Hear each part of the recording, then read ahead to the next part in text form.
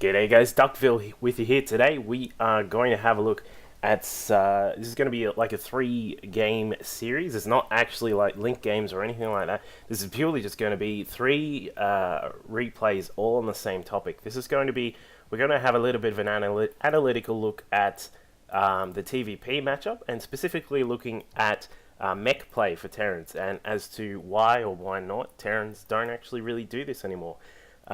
So just firstly, so for those of you who played a bit of Brood War before SC2 came along, or if you played Brood War for a long time, you would know that the staple matchup the staple sort of play with these two particular races was for the Terrans just to go a very heavy mech play, and in that we mean getting tanks. They would get vultures, and they would just sort of slowly creep out across the map, get some bases up, and then just sort of move out with this massive 200 army with full upgrades, all that sort of thing. And it would be very hard for the Protoss to stop. And normally in that sort of situation, Protoss would have arbiters for cloaking your units. You'd have dragoons and zealots as a staple sort of thing, much like zealots and stalkers are now. And then you would progress through to carriers if need be. Now, so a lot of people have been posting on the forums as to why mech isn't really seen these days in TvP, and we are going to have a look at that today. So, the two players here in this first game are going to be our featured Terran player, which is GoOdy, and our GoOdy actually plays on the Euro server. He's up there with like 2,300 points. He's a very good player, and he's actually in a league with Damaga, White Ra, and a couple of other big name Euro players as well. So he's definitely up there. I think he's like rank 11th or something like that. So he is definitely nothing to be laughed at. So we're going to see him here against today down in the opposite corner of Shakuras Plateau. We're going to see his opponent Nightend, who is also in the same league. He is a little bit further down the ladder in that league. However, he's still a very good Protoss player. And so we're going to, as I said, be having a bit more of an analytical look at how the mech play can be used in this particular matchup. So we're not really going to be focusing too much on sort of epic battles, that sort of jazz. We are just going to be looking at sort of strengths and weaknesses of the mech build in this game, and the others that will be coming through shortly. So, as you can see here, one of the obviously the main facets of this particular build is that you will need a lot of gas, and when I say a lot of gas, I mean a huge lot of gas, because of the fact that you will be building mainly tanks. There are a couple of variations. So there's a variation where you don't need as much gas, which is obviously a tank Hellion style thing, which is a lot like the Brood War equivalent, which was the tank Vulture. And the other alternative, which is seemingly more viable in a way, is to be going with tank Thor. So, and of course the Thors take up a whole heap of gas themselves, so that's why this build is actually very much dependent on having a lot of gas and being able to control your bases much like you would in Brood War. Meanwhile, we're going to have a look. So GoOdy's got he's got a racks up, he's got a factory up here, and a starport as well. So standard sort of opening here, just making sure he is able to fend off any sorts of early pressure from our Protoss player Nightend here. Nightend's just going to be sticking with a 3-gate opening, and he's going to get his warp gates up shortly, and he is probably going to have just a little bit of hassle getting down here, unless he obviously sends out some units to clean up this SCV. But I would expect him to expand shortly, and you would be sort of thinking that given that they've now scouted each other across positions, it would actually favour the Terran, especially with this build, because you can obviously turtle up with your tanks. You can make lines of tanks across this region here. You can cover off this back door with 1 or 2 tanks there, and no one is going to bust through there.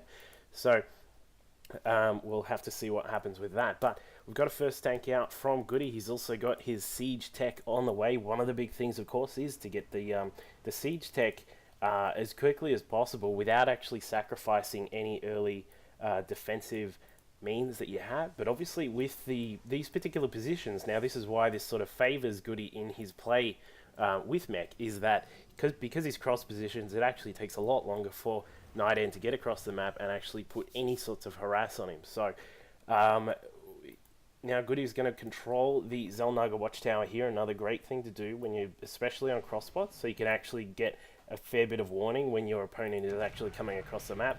And as we can tell, he didn't need the bunker here. He looks as if he might be making a bit of an early push here. This is actually one big thing which you can do.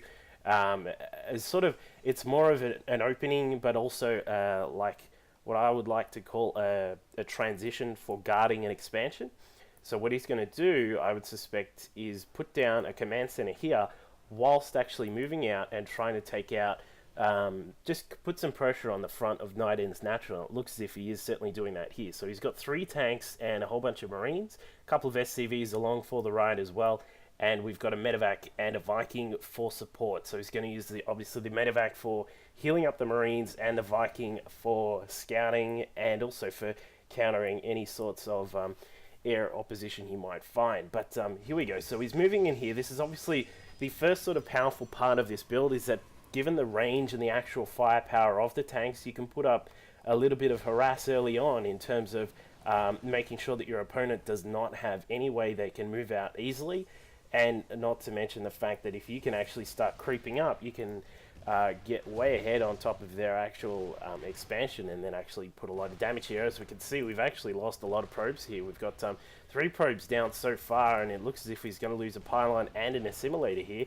And GoOdy's got his tanks coming in as well. He's got another tank just coming in here, so we've now got 4 tanks sitting here down at the natural, taking pot shots at all of these Protoss buildings that are here. I think we've got we've got the just the racks at the moment, actually, that's rallied down to the this sort of forward position here. So he's trying to put up a turret here. This is one of the key things, especially in Brood War. Once again, this is obviously really going to be looking at the comparisons of this build to its Brood War older brother, I suppose, in that you have a lot of turrets as well, because the way that you can actually move out is to put some turrets there to make sure you're covering air. Now, Nightend's moving out here. This is the really difficult part as a Protoss in terms of recapturing this sort of position, is moving out at the right time with the right positions and the right units. Now, he got some Zealots out here. He's got some Guardian Shield here with the sentries, and of course a few Stalkers here to take on the armored component of the tanks. So he's cleaned most of this up, which is a really good job, because what you do not want to do against this, you do not want to let this sort of mech opening come out here and just start massing up. If you start letting that mass up, you're in a world of pain, because that is going to mass up and you are never going to bust through it no matter what you build. So that first initial it is in no way an all-in sort of thing there. As we saw, that was really only 4 tanks. It was about, I think there was about 8 Marines or something like that. Put up a couple of bunkers, and that was it. It was not an all-in. As I said, it was mainly a way to guard this opening so that he could actually get that opening up and get the command center down there at the natural going. So now he's going to put up a bunker to make sure he's covered. Now this is with that initial poke with the siege tanks and the Marines. You do have to be careful if it fails, because obviously you've spent a lot of materials on getting that up and established down here at the opponent's base. So you do have to be very careful of what is back defending your homeland. So we've got some observers coming out from Nightend. He's doing a great job of sort of just keeping an eye on what's happening over at the Terran base. Now, he's seen that there are some pretty heavy mech units there, so he's going to be getting out some Immortals. Now, this is going to be one of the key problems with playing this mech build, is that there are a lot of ways that Protoss have to counter the